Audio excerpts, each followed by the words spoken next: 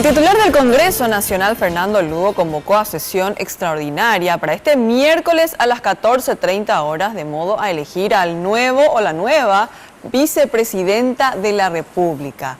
Los senadores colorados que forman parte del movimiento Colorado Añetete están conformes con que Alicia Pucheta sea la nueva vicepresidenta. Ricardo, contanos por favor, adelante. Hola Cintia, ¿qué tal? Muy buenas tardes. Es así, Cintia, ya el miércoles estaría tratando esta designación probablemente de Alicia Pucheta, y a raíz del poco tiempo que ya queda siguen las negociaciones, y esto sucede también al interior de Colorado Añetete, donde el único que no se estaría alineando, por lo menos hasta el momento, es el senador Eduardo Peta, quien sigue cuestionando la posible nominación de Pucheta al cargo de vicepresidenta. Él dice que desde su cargo en la máxima instancia judicial ella ha tomado decisiones a su criterio bastante irregular.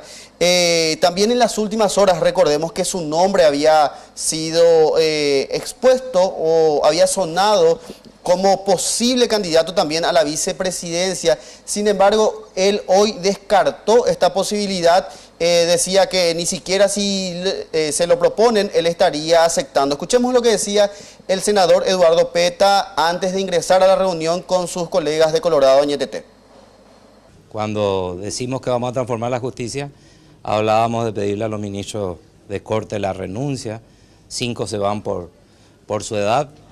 Y ese cuestionamiento lo sostengo, y me parece que no corresponde, por lo menos desde mi posición, acompañar como vicepresidenta a una integrante justamente de esa corte criticada.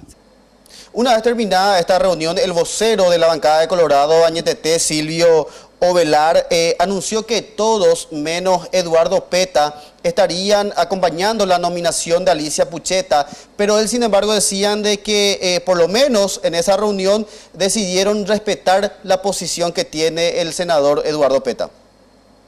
Nosotros respetamos su postura y él respeta nuestra posición.